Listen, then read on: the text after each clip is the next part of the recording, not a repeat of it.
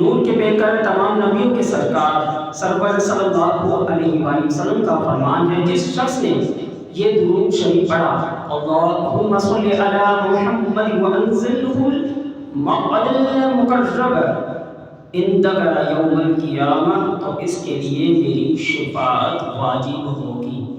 صلو علی الحبیب صلی اللہ تعالی علی محمد صلی اللہ علیہ وسلم۔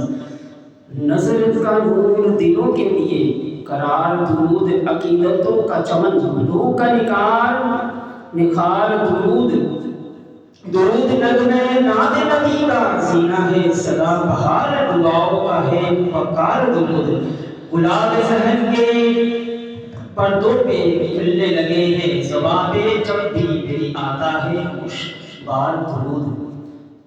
قال اللہ تبارک و تعالی فی القرآن الکریم، اللہ پاک قرآن کریم میں فرماتا ہے، اَوَعَيْتَ الَّذِي يُكَذِّبُ بِالدِّينِ فَذَلِكَ الَّذِي يَدْعُو الْيَتِيمَ وَلَا يَحُضُّ عَلَىٰ طَعَامِ الْمِسْكِينِ فَوَيْلٌ لِّلْمُصَلِّينَ الَّذِينَ هُمْ عَنْ صَلَاتِهِمْ سَاهُونَ الَّذِينَ هُمْ يُرَاءُونَ وَيَمْنَعُونَ الْمَاعُونَ۔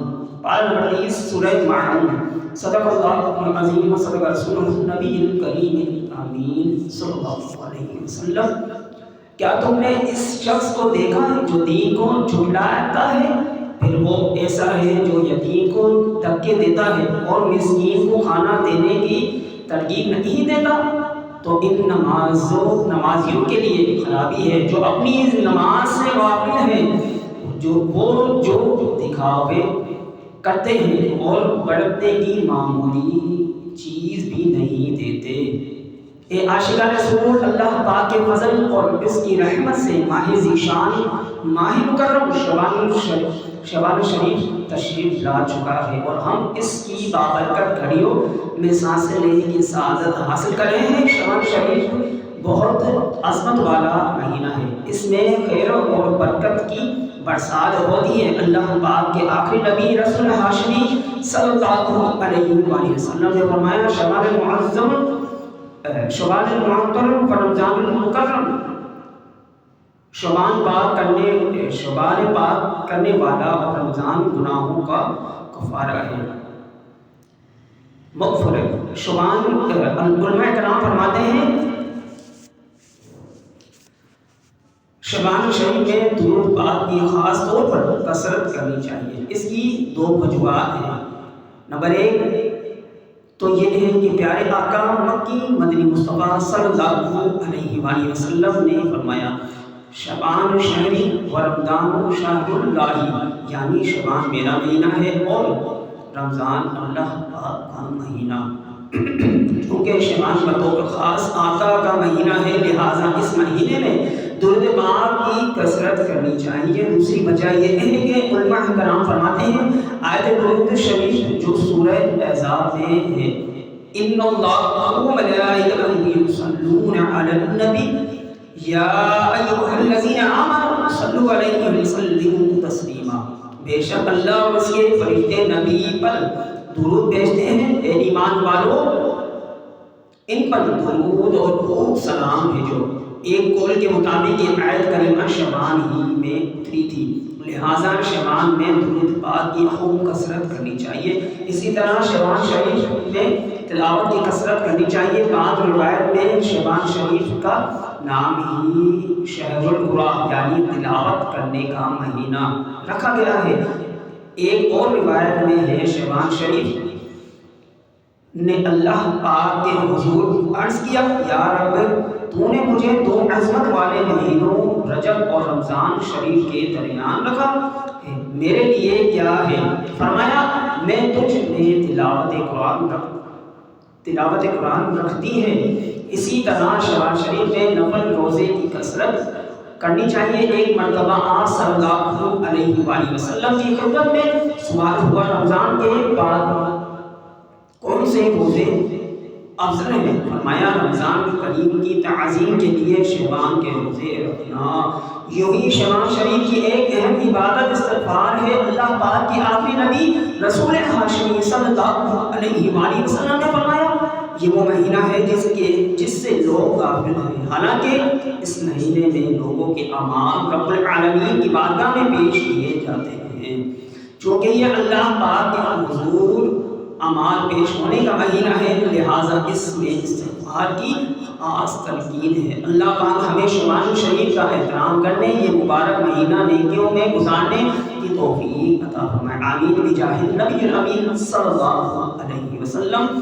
پیارے اسلامی بھائیوں، ہم نے ابتدا میں قرآن کریم کی آخری 10 اور مختصر سورتوں سے ایک سورت سورہ ماعون سننے کی سعادت حاصل کی۔ آئیے اس مبارک سورت کے کو سمجھنے اور سبق سیکھنے کی کوشش کرتے ہیں۔ اے عاشقان رسول، سورہ ماعون مکیہ یعنی ہجرت سے پہلے نازل ہونے والی سورتوں میں سے ہے۔ اس سورت میں 1 رکوع اور 7 آیتیں ہیں۔ ماعون کا معنی ہے استعمال کی معمولی چیز۔ اس سورت کی آخری آیت میں یہ لفظ موجود ہے، اس مناسبت سے اسے سورہ ماعون کہتے ہیں۔ یہ بھی کہا گیا ہے کہ یہ سورت آدی مکے کے غیر مسلمانوں مثلاً ابو جہل، عاص بن وائل وغیرہ کے متعلق نازل ہوئی، جبکہ اس کا باقی آدھا حصہ عبداللہ بن ابی سلول منافق کے بارے میں مدینہ منورہ میں نازل ہوا۔ علامہ بقائی رحمۃ اللہ علیہ فرماتے ہیں، سورہ ماعون میں بنیادی طور پر یہ نقطہ سمجھایا گیا ہے کہ قیامت کے دن اٹھنے اور بارگاہ الہی میں پیش ہونے کا انکار کرنا قیابس یعنی برائیوں کی جڑ ہے۔ اس انکار کے سبب انسان برے اخلاق اور گھٹیا کردار کا عادی ہو جاتا ہے۔ قیامت کے دن کا یہی انکار آدمی کو ظالم بناتا ہے۔ جو قیامت کا انکار کرتا ہے اس کے اندر سے انسانیت مل جاتی ہے، وہ انسان نمایاں بن کر یتیموں، مسکینوں اور بے سہاروں پر ظلم ڈھاتا ہے، انہیں دھکے دیتا ہے۔ یہی قیامت کا انکار آدمی کو رویہ کار بناتا ہے۔